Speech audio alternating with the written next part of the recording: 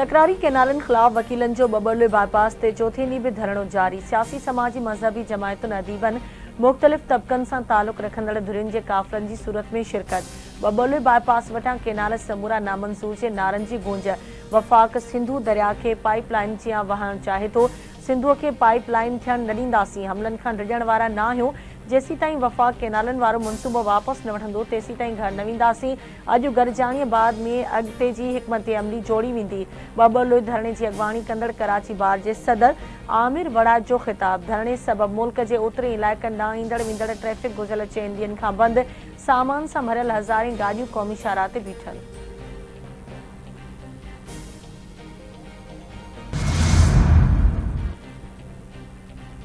सिंध के पानी ते धाड़े खिलाफ तहरीक तेज़ थी वही। कराची, हैदराबाद, मीरपुर खास, शहीद बेनज़ीराबाद, सखर, लाड़काने डिवीज़न के नंढन वडन शहरन में एहतजाजी मुज़ाहरा ऐं धरना रैलियूं। ड्रखन में शहरीन उस्तादनि ऐं जस्कम के सॾ ते शटरबंद हड़ताल। शिकारपुर रतोदरो इंडस हाईवे ते एहतजाजी धरणो रोड ब्लॉक। ठठे, हाला, शेख पिरक्योट, टंडो रहीम खान समेत ॿियनि शहरनि में भी मुज़ाहरा ऐं रैलियूं कढी वयूं।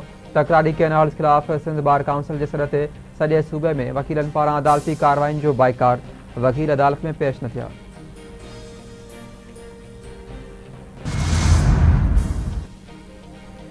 सुप्रीम कोर्ट के जस्टिस मंसूर अली शाह वक्ती चीफ जस्टिस के उहदे जो हलफ खणी वरतो। सीनियर जज जस्टिस मुनीब अख्तर जस्टिस मंसूर अली शाह के हलफ खणायो। चीफ जस्टिस याफीदी चीन के दौरे ते मौजूद है, जिते हू शंघाई सहकार तंजीम की अदालती कॉन्फ्रेंस में वफ़द की क़यादत करे रहियो है। SCO अदालती कॉन्फ्रेंस में सुभाणे खां 26 अप्रैल ताईं चीन के शहर हांगझो में मुनक़िद थींदी।